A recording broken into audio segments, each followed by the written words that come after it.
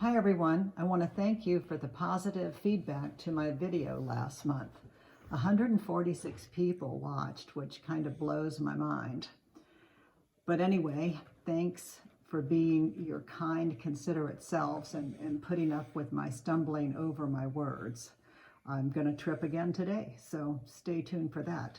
Someone suggested to me that I need to make a paper copy to distribute to those who don't do things online.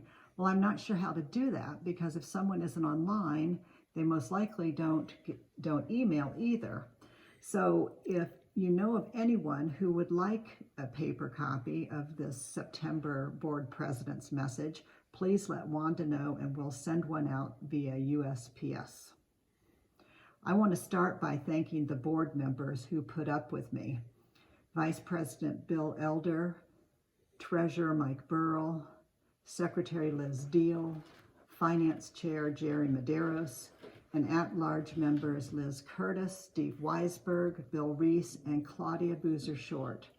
These people bring the very best of themselves to every board meeting. I'm so grateful for everything they do. So here we are. It's October 1st. It's officially fall, and before you know it, Thanksgiving will be here.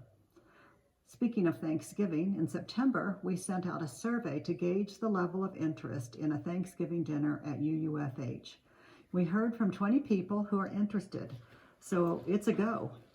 No worries if you missed the survey. If you'd like to join us, please let Wanda know.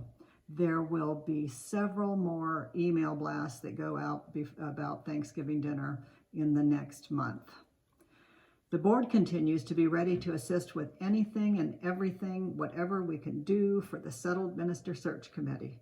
These folks have been super busy. 2 cottage meetings were held in September, with 2 more scheduled for October. If you haven't signed up for one, please email Ed Law and he'll get you scheduled for one this month. The Settled Minister Search Committee is conducting a focus group with the RE families on October 8th and with the board on October 10th. Once all the meetings are completed, the information will be summarized and will become part of the information package provided to prospective ministerial candidates. Also in October, everyone is invited to attend a UUA Zoom workshop titled Breaking Barriers, Building Beliefs. It's on October 14th. Information on how to register was sent out in a standalone email blast in September and will go out again prior to October 14th. In September, some of you were part of a video produced by John Owens highlighting our members and our community. Once the editing is completed, hopefully we'll all be able to see it. And work continues on our safety plan. The Sheriff's Department is conducting training for our security and welcome teams along with the board in early October. We continue to look for ways to increase the safety of our campus while continuing to be an open, welcoming sanctuary. There have been some concerns expressed about the possibility of hiring an off-duty police officer to be present in our parking lot on Sunday mornings. Please be assured, no decision will be made regarding the implementation of this measure without consulting with the congregation. It's really difficult to find the right balance, and we're trying. Progress is being made on our vision statement work. Early in 2023, we collected visioning ideas from the congregation during a World Cafe with Reverend Terry. With so many people participating in that event, the vision process actually started with the congregation. We just needed to study what we'd learned. There were 4 questions asked, and the 4th question was our place to start. Here's the question. We may not be able to save the world, but we can serve the world. In what ways do we want to serve the world by sharing the resources we have?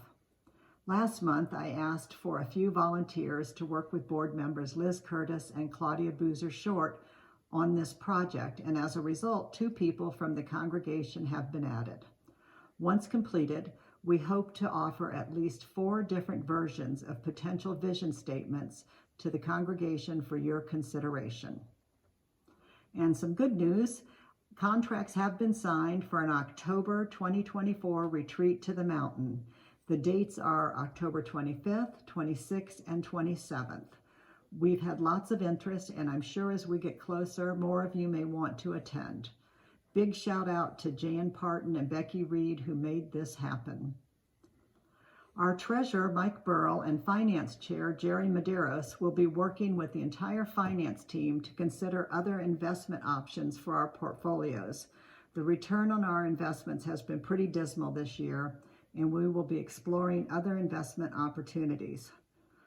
On the same note, most of you know that I spent 25 years in the financial services industry, so money and numbers are kind of my thing.